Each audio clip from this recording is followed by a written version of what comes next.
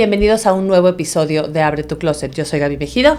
Hola Gaby, soy Lau y hoy hay un tema profundo, sensible y seguramente nos va a abrir los sentimientos y la mente a muchas cosas. Así es, está con nosotros Ingrid, casi ni quiero decir su apellido. Schroeder. No, sí, es que mi exnovio así se apellida.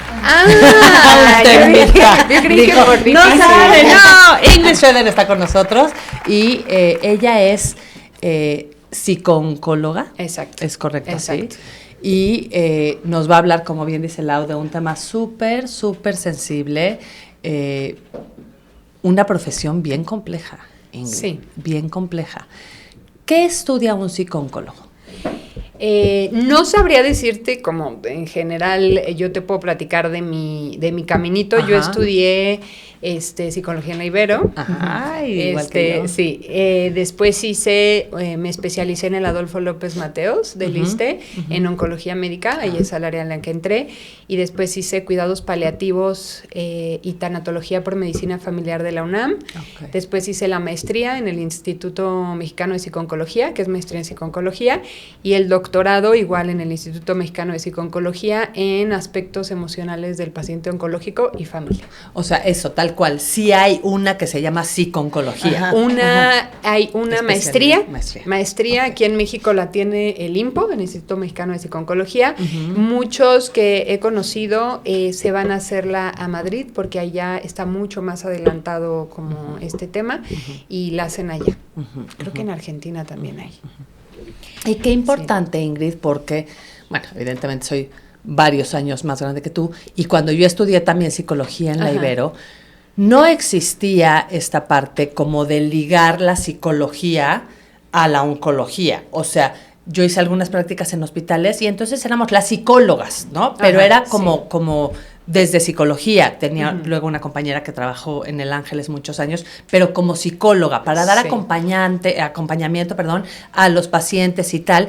Qué importante que hoy ya haya toda esta especialidad mucho más dirigido a tratar con la enfermedad, con la muerte, con la pérdida, con el duelo, con todo eso, ¿no? Claro. Que antes no había. Claro, pero yo creo que surge de una necesidad, claro, ¿no? Absolutamente. Porque, hay muchas enfermedades y hay muchas enfermedades crónico-degenerativas, pero pues es una realidad que el cáncer nos está rebasando, ¿no? Nos está ganando. Antes se escuchaban casos muy de lejitos y ahora ya todos tenemos algún conocido o alguien cercano, y lo que llega a pasar es que pues que existe esta necesidad porque ven mucho el muy mermado el estado anímico y la parte emocional de los pacientes, como es tan determinante hasta en el mismo pronóstico, ¿no? del cáncer, de la enfermedad. Yo creo que toda enfermedad tiene una parte emocional que en la medida en que tú la cuides, probablemente tu tratamiento sea más exitoso de lo que sea, incluso hasta de operarte las anginas. O sea, no tiene que ser algo... Pero también es verdad que supongo que el día que tú, o sea, como paciente te sientas y te dicen, tiene cáncer en ese momento se te descompone, se te cae, se te nubla, porque cáncer ha sido por muchos años... Hoy entiendo, la medicina está mucho más avanzada, pero es sinónimo a prontito te vas a ir. Claro. Y entonces, ¿qué hace? O sea, como paciente, y también me encantaría y la familia, o sea, que lo acompañe, que creo que es también quien se lleva una parte súper complicada. O sea, ¿cómo, desde tu experiencia, qué es lo que pasa en la cabeza? O sea, es que se te mueve el mundo. Cuando a mi papá pasó, o sea, ese día sientes que como que te hacen la cabeza así y ya no sabes si vas para adelante o para atrás. Sí, a ver, creo que viene de cometemos un error los seres humanos de cierta omnipotencia, ¿no? A mí no me va a pasar, yo no me voy a enfermar, yo no voy a tener un accidente, ¿no? Y desde ese lugar es que viene el choque mucho más fuerte, porque entonces nadie está preparado emocional y mentalmente, y por eso vienen, y físicamente, y por eso vienen luego muchos cuestionamientos de ¿por qué a mí? Claro. ¿No? Porque a mí, muchas veces mis pacientes me dicen, pero si yo no soy malo, pero si yo no le echo daño a nadie, pero yo no robo, yo no mato. Y hay que entender que nadie está exento de esta situación. Y que no es que sea un castigo. No es, exacto, no es consecuencia de nuestras acciones, ¿no? A todos nos puede pasar. Entonces, si nosotros trabajáramos mucho más esta parte personal de somos finitos, el cambio, ¿no? La impermanencia, entonces creo que el proceso de aceptación de una enfermedad sería muy diferente, pero no pasa. Entonces la realidad es que todos entran en un shock como familiar y como paciente. Claro. Y entonces viene el diagnóstico y tocan esta realidad que es la número 1, que es la realidad de muerte. Y que a ver, no necesariamente se llega a eso, porque yo tengo muchos pacientes que han salido adelante y están haciendo como sus dice vidas. Lau, hoy el avance ya no muchísimo. quiere decir que te vas a morir en muchos casos. Claro. Entonces, estos pacientes, bueno, te digo, en general, al principio todos reciben esta noticia y se van a esa realidad, como familiar y como paciente. Entonces, el golpe emocional, ¿qué pasa? Pues un desbordamiento emocional, ¿no? O sea, es muy difícil que realmente entiendan, que realmente procesen, que realmente asimilen, que realmente acepten, y entonces empiezan todos estos mecanismos de defensa a funcionar que llevan a la persona a más sufrimiento. ¿No? Y entonces, desde ahí, tu intervención, Ingrid, es como mucho más apuntalada. O sea, yo tengo el consultorio, llega un paciente, es que no sé bien, pero me siento mal, pero corté con mi novio, pero, ¿no? Y entonces te metes a explorar como muchos temas. O sea, en tu caso, pero cuando era chiquita, ¿no? Te arrancas. Muchos temas. Y acá es muy focalizado en cuál es como tu objetivo como terapeuta con un paciente que tiene un diagnóstico de cáncer. Mira.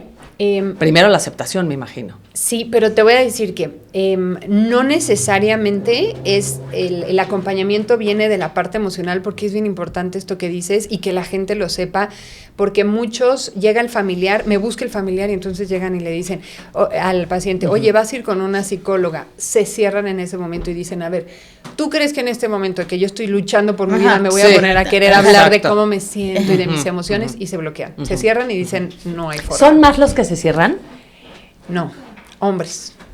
Más los hombres. Pinches hombres. Perdón, señora. Pero sí, de ver. Sí, los hombres se cierran mucho porque no. Es que eso es para cualquier tratamiento psicológico. Es que yo creo que, o sea, independientemente de esto en específico, habríamos que cuidar nuestra salud mental desde siempre. Claro. Y entonces, si lamentablemente vas a llegar a esto o a esto, tendrías que estar como un poco más abierta o cercana a esto. Sí, claro. Entonces imagínate que les llega y les dan la opción y dicen, si antes no la tomaba, menos ahorita. O sea, ahorita yo estoy ocupado en otras. Yo tengo que sobrevivir. Y eso es lo que llega a pasar. Y lo que quiero que la gente sepa es que el tratamiento psico-oncológico, más allá de un acompañamiento emocional, es un guía. Entonces, tú no sabes a qué te vas a enfrentar, no sabes qué es una quimioterapia, no sabes cómo te vas a sentir, cuáles son los malestares, es más, hasta el mismo discurso del médico no lo conozco, claro. Cómo que va a ser en el hospital, qué es un catéter, me van a hacer radioterapia, cómo es una radioterapia, qué voy a sentir, cómo me puedo preparar, me están diciendo que tengo cirugía, qué me van a hacer en la cirugía, cómo me voy a sentir, toda esta parte médica es lo que diferencia a un psicólogo de un psico-oncólogo. Porque hay gente que sí le dan un diagnóstico de cáncer y entonces dice, ¿sabes qué? Voy a buscar terapia porque esto va a estar muy fuerte. Pero un psicólogo normal no tiene esa preparación médica. Ese conocer el camino de lo que va a pasar. Exactamente. Exacto, porque entonces es más que un espacio terapéutico como lo conocemos, tu función, tu chamba aquí es, yo te voy a ir acompañando en este camino, y algo que nos comentaba Claudia y nos comentaba Guillermo, que estuvieron aquí con nosotros, sobrevivientes de cáncer, era esta parte en donde tú les vas diciendo, vas a sentir A, B, C, lo que sigue es esto, se te va a caer el pelo, vas a bajar de peso, vas a vomitar, y entonces, desde ahí, tener para todos, entre más certeza tengamos en la vida de las cosas, la ansiedad baja. Cuando no sé qué va a pasar, la incertidumbre genera una ansiedad terrible. En cambio, cuando sabemos, y entonces vas desde ahí, no es en vamos a ver, ¿cómo te trataba tu mamá? ¿Te caíste de la cuna? ¿Cómo te hizo sentir eso? No, sino más bien, yo te voy a ir diciendo paso a paso lo que vas a ir viviendo y lo que vas a ir sintiendo. Totalmente. Wow. Y, perdón, creo que es como esta parte además de, y te va a doler y te va a hacer. O sea, creo que alguien que no te hable en esta de, no, mira, rápido va a pasar. No va a pasar rápido. No, esto va a pasar, van a ser meses. No va a ser bueno. O sea, esta parte que parece cruda, sí, pero que alguien te le explique. No, y que te digan, sí te va a doler, y sí está del carajo. Sí. Sí, a ver, creo que la parte, por ejemplo, del dolor, ¿no? El dolor en el cáncer, hay ciertas personas que viven un cáncer y no les duele, ¿no? No hay dolor físico. Hay unos que tienen, o sea, ahí sí se conoce realmente el sufrimiento de una persona.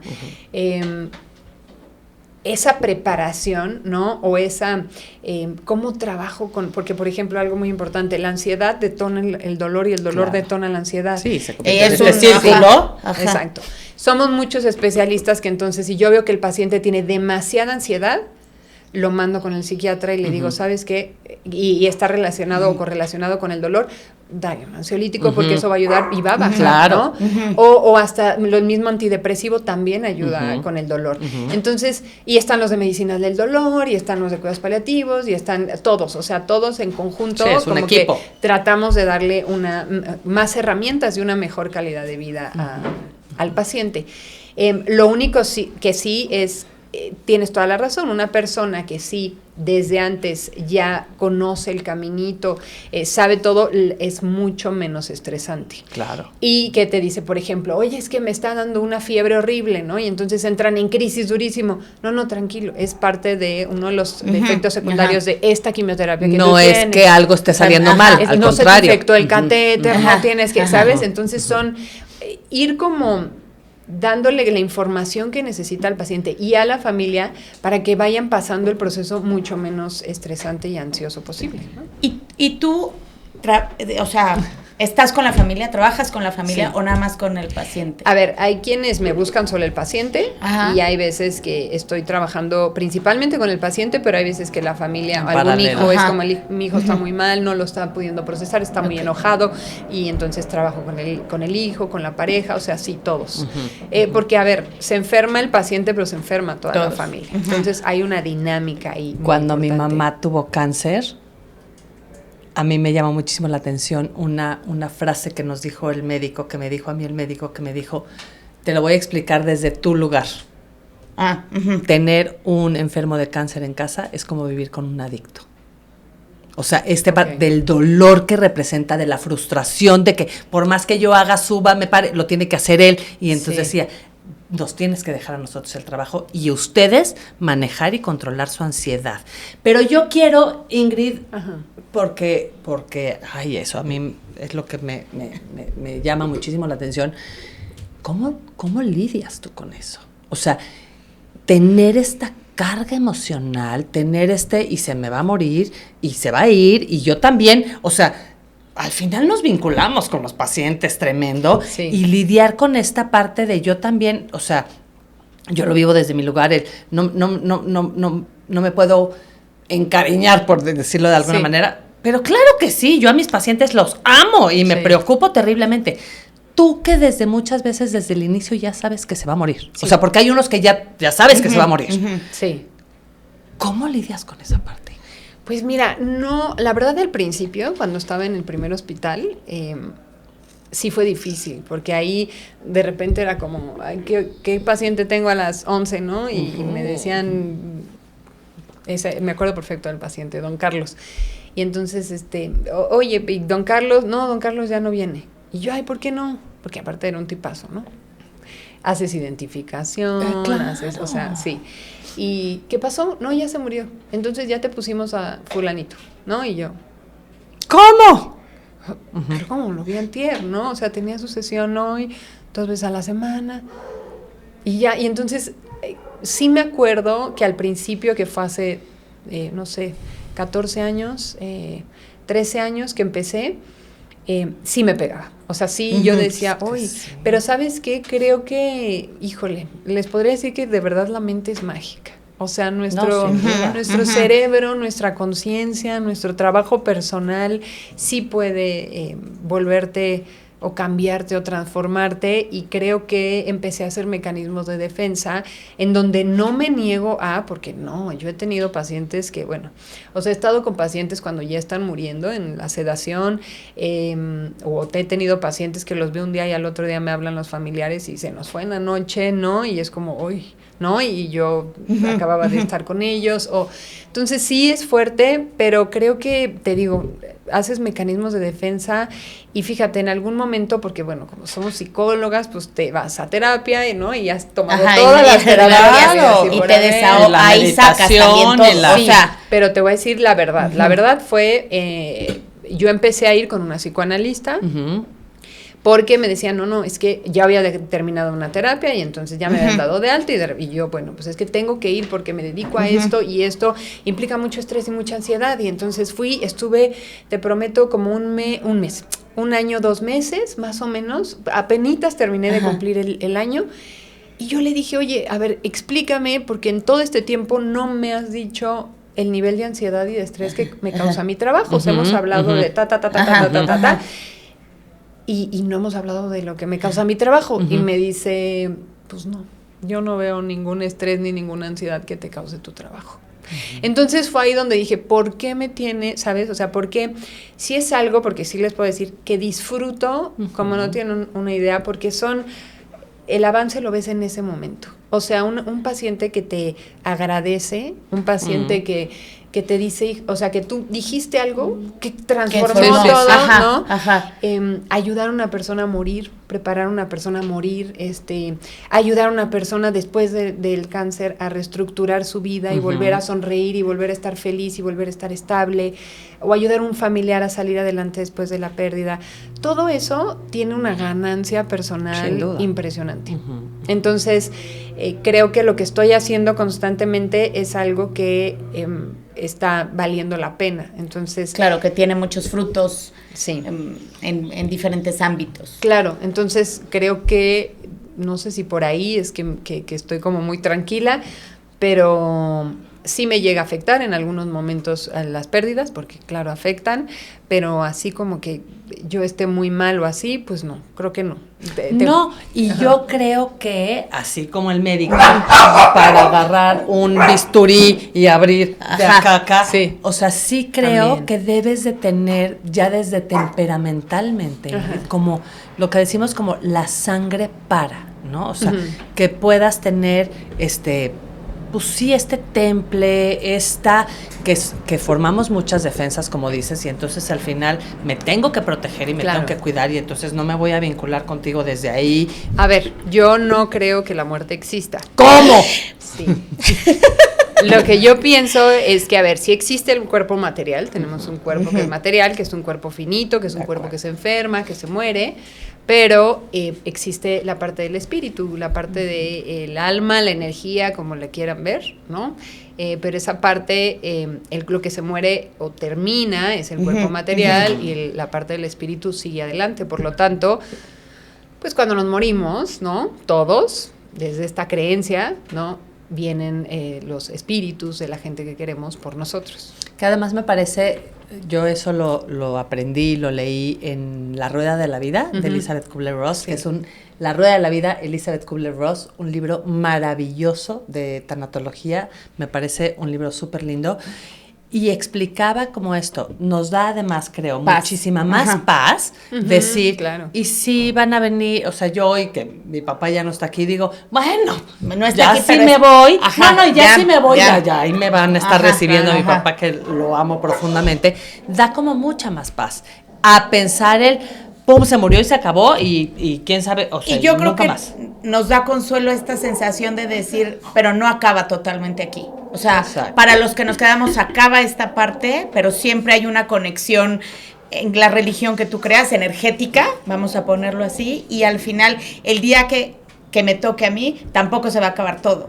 Yo creo que esa es como la angustia de decir, y ya, pum, desaparecí de la faz del universo y nadie más supo de mí. Sí, y para los que se quedan, ¿no?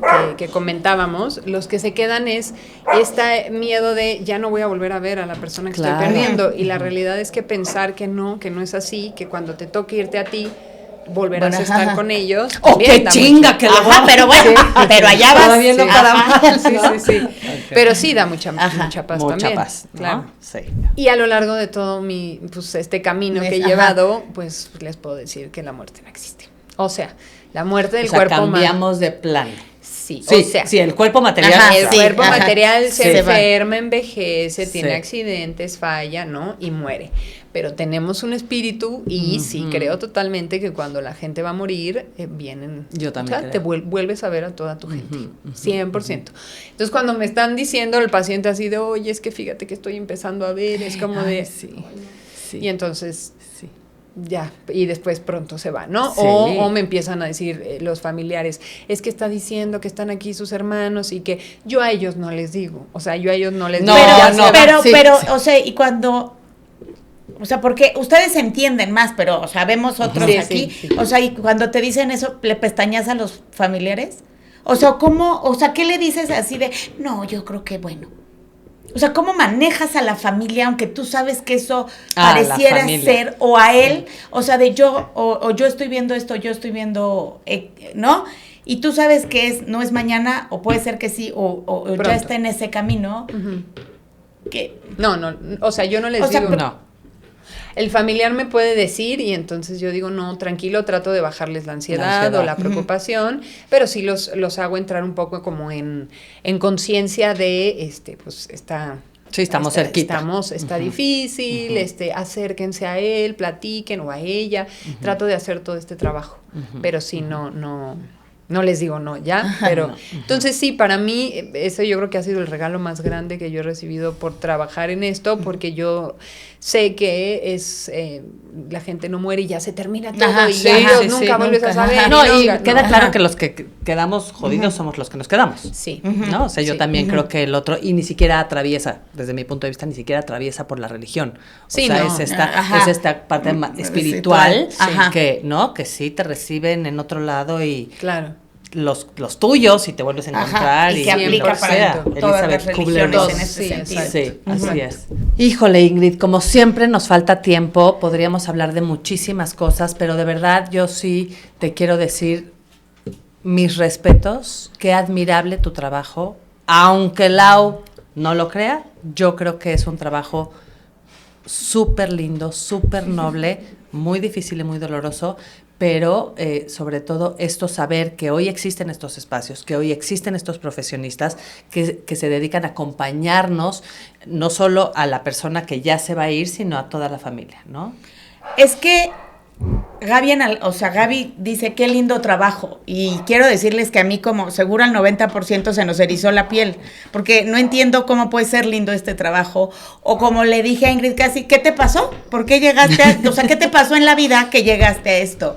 Pero después hago un minuto de calma, mi cerebro reflexiona, y sí creo que debe ser una labor sumamente linda, sumamente de buen corazón y de poder acompañar y que todos podamos estar acompañados en situaciones así. Yo creo que debe ser de los privilegios de la vida, debe ser de unas cosas como muy lindas que puedas tener y que debe ser lindo acompañar y ser acompañado. Y que si lo ves desde ese punto de vista, porque pareciera que solo acompañas al que se va a morir y desde la muerte a veces la vida se nos pone triste, pero si acompañas para que todo tu camino sea un buen camino, pues sí es muy lindo trabajo.